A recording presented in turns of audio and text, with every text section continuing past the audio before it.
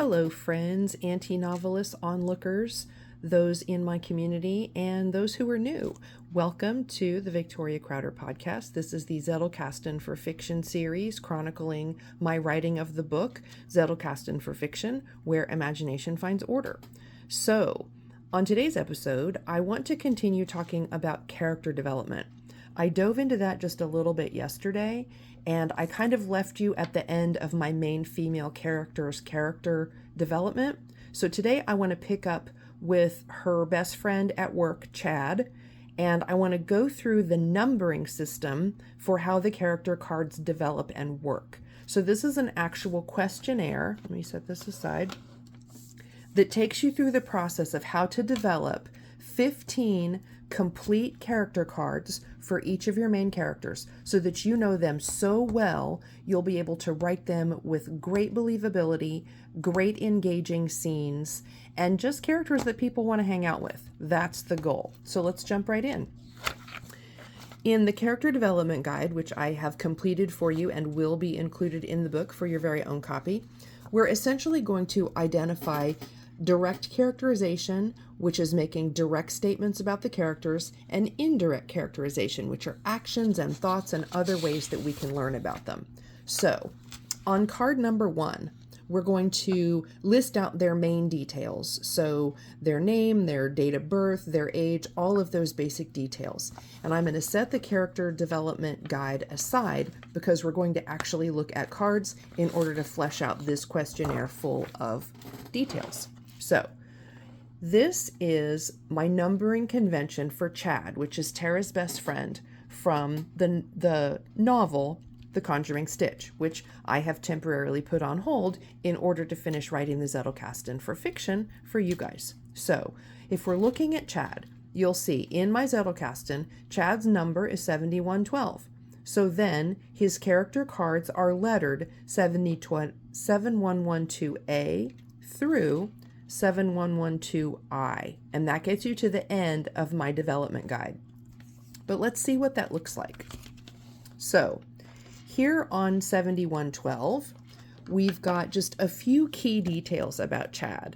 I'm asking myself questions about what college did he go to? He's a museum assistant and best friend to my main character. How do I know that? Because his main card is swiped with pink. Pink is my main female character, Tara. That is her color. So anything that I have swiped with pink or red indicates that this is a person that is within her realm of main character area, okay? If it's blue, we know it belongs to my male character, which is Branch. So this is where Chad begins. So on his A card, I've got his date of birth is 1989, March 3rd. He's born the same day as Tara, which makes him 30. I played with some options for his name. I didn't know if I was going to make it Chadrick or Chadwick. I decided on Chadwin. So Chadwin is his full first name, though he goes by Chad. I've made myself a note to flip the card for a plot twist. On the back of his main card, I've written jealousy leads to sabotage, leads to character conflict. And then I've made myself a couple of options.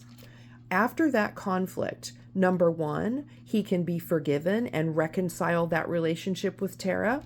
Or number 2, she's not forgiving him, and that leads to him being bitter and some kind of betrayal. So this is simply how I'm talking to myself about the potential points of conflict in their relationship that could help flesh out the underpinnings of the story.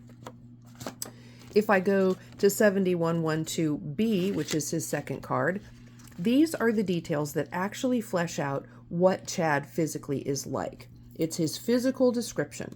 So he's tall and thin, he's 5'10", he's in good health, kind of geeky, blonde hair that's short and straight, blue eyes, fine features, big smile, and I've even found a relatively famous person, I think this is Tyler Henry, that in my mind, this is what Chad looks like. So I've posted his picture right on his character card so that I lock that into my brain when I'm writing him. I've also made myself a note, no tattoos, because he's too picky to commit to something like that, and he doesn't like needles. That's an important story point that will come up later. His favorite object is his grandfather's pocket watch, and that's also, I've got a note that says see backstory. That's an important detail. So see how I'm just leaving myself notes about him? On the C card, which is asking me about where he lives, his country, his state, and so forth, the United States, born in Peculiar, Missouri, went to William Jewell College and studied museum studies, and I've made a note to see manuscript studies. So in this case, I would go to M over in my Zettelkasten index. I would look at manuscript studies, and I would see what that's leading me to in regards to Chad. He moved to the Plaza in Kansas City after graduation, and he drives a boxy light blue Volvo 240DL 4-door. Is that a sweet ride or what? And you know the inside of that baby is just absolutely pristine, just based on what we already know about Chad. So these are just more of those critical character details. On the D card, which asks me for skills and abilities, he's detail-oriented, he's a research rat, he's practical, and he's very mothering. He's good at math and science, and he's nerdy.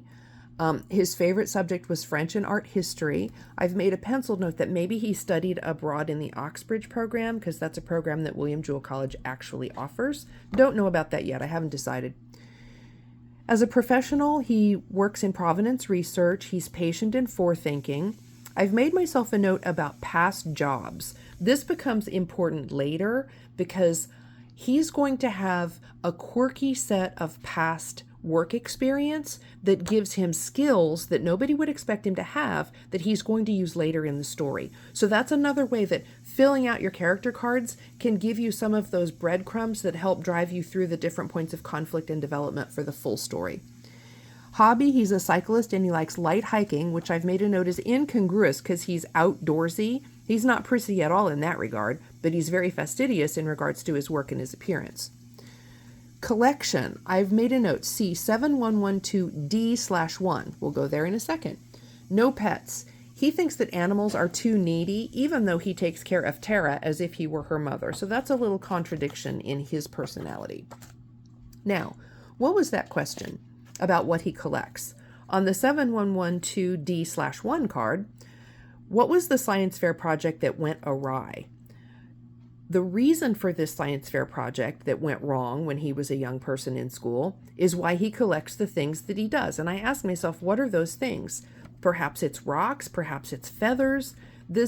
Whatever this situation was in his young life, probably middle school, is going to lead to why he collects the things that he does and why he ultimately works in a museum. So that's a piece of backstory that needs to be fleshed out. Now you'll see behind this card, /1, I have a /A card, so that this card /A is a continuation of this /1 card. Okay, so that tells me I've continued the thought over here. The thought is the science fair failure means he didn't go into a career in science. So he's kind of hiding in the museum instead. He's a frustrated scientist. Now, with that in mind, I've made a note in blue. We know Branch's color is blue. He's jealous of Branch as a biologist because Marshall Branch has done extensive research and work in the field of plant biology and phyllotaxis specifically. So this already gives us a point of conflict between those two main men in Tara's life. All right, so see how I'm fleshing that out in my character cards, and we already know an awful lot about Chad. So if I go to my D2 card, another card about his work history, establish that he's a jack of all trades. He worked at a coffee bar. He worked at a local library. What's the oddest job that he had? Remember, he grew up in Peculiar, Missouri, which is a super tiny town about an hour and a half south of Kansas City. Well, what if he worked in a woodpile? That gives him skills that are useful later, and I tell myself to flip the card over. He can drive a tractor. He can use any chainsaw. He can operate a bobcat, a wood processor, and a wood chipper. Well, now that's something you're not going to expect when you first look at him. So we'll see how those details play out later on in the book when I get back to writing the book. But first, we've got to finish the Zettelkasten for Fiction book. So let's press on. My E card asks me for what does he want and how does he get what he wants? Well, he's focused. He uses practicality and perseverance. He's not afraid to fail. He's skilled at picking himself back up. He's a devoted friend and caregiver. So his focus and his practicality, as well as being able to not give up on things, not being afraid to fail, those are the skills that he uses to get himself ahead and get what he wants. On the F card, greatest physical and mental fear. I've made myself a note on the F card. Question: Chad's character trait. See memory prompt tool notebook. That is a notebook in which all of my notes from Kathleen Spracklin's class, Writing with Emotion, lives in. So in order to see these details rather than having them on this card, I know to go to that notebook and look up Chad, and I'm going to find my memory prompt list for him that grows off of this card. So that would just be a little cross-reference. Now the F/1 card is physical fear. He's never broken a bone and he has a fear of serious injury. Okay, that could be a good plot point later. He was bitten by a rat as a child and had to have the rabies vaccines, which in that would have been in probably the early 80s. That would really stink because yikes, it was scary then, which led to his extreme fear of needles. And I've made myself a note. That's a story thread. Let's look at the F/2 card, his mental fears. He has a fear that people don't really like him. So he is always of extreme service. His motto is, if I'm just good enough, if I could just be good enough. So I've made myself a note. That's a conflict trigger.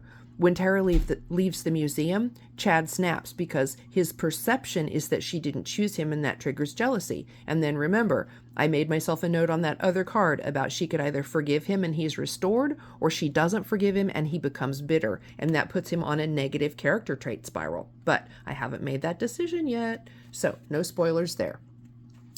So on his G card, what is his wound or misbelief? These are things that in my mind, I've already fleshed out in the other cards, so I've not filled this in thoroughly. And his H card is the same, which is his character wound. Those are conventions that a lot of writing coaches and other authors use, which is what is the character's wound, the thing that scarred them, that has then led them to a misbelief about their world. I don't entirely subscribe to that formula, which is why these cards are not filled out.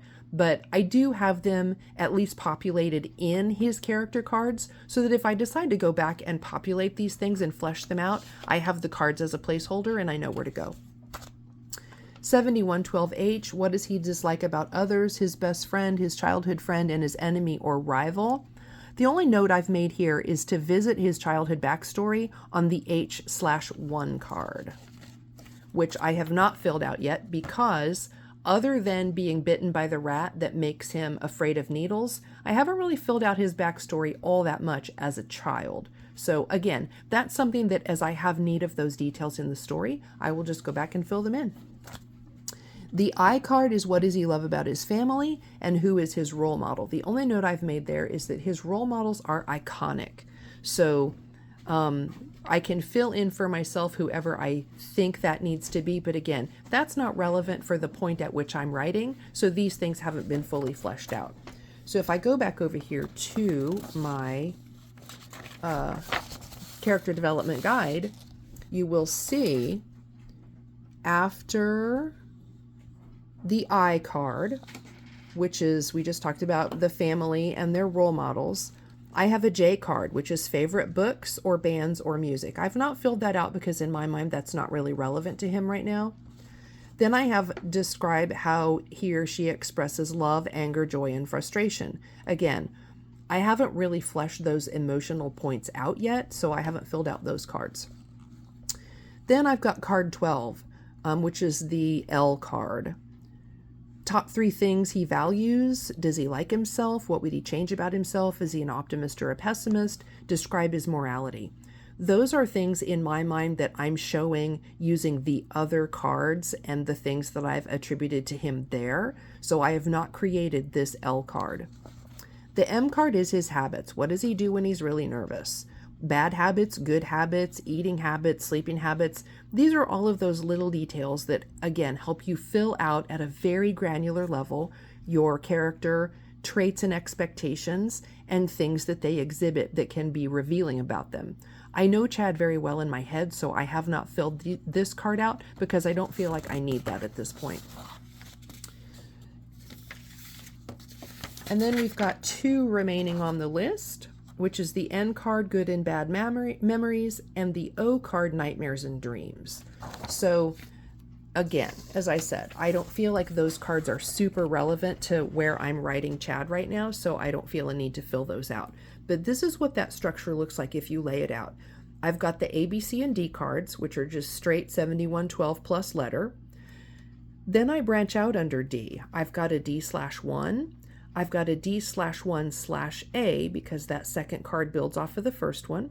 And then I've got a D/2 because it's under the D category, but it's a different sentiment, a different idea than the /1 cards. Then I go to E and F. I've branched F out to a 1 and 2. I go to G. I've branched G out to a 1 and 2. I've got my H card, which has 1 under it, which that should have a slash. I forgot that. And then I've got my I card, and I have not gone beyond I because I didn't really have a need for it. So I hope this gives you a good firm grounding in how to develop out and populate your character development cards. Again, this worksheet will be in the Zettelkasten for Fiction book, so you can create your very own. But suffice it to say, for where we are now, just start fleshing out on your cards each of these independent categories. It's a really handy tool to grab when you need to write a character and you need to remember, what kind of car did he drive? Oh yeah, it was that blue Volvo, because you just have it on the card. Include pictures, include sketches, anything that helps lock that character into your memory as soon as you look at those cards. That's what you want to do. So I will leave you here for today to think about and work on character development, and I will see you back here tomorrow when we get back into Act 3 and work our way towards plotting through Act 4 to the end of the book. Thank you so much for your time. I appreciate it. I will see you tomorrow.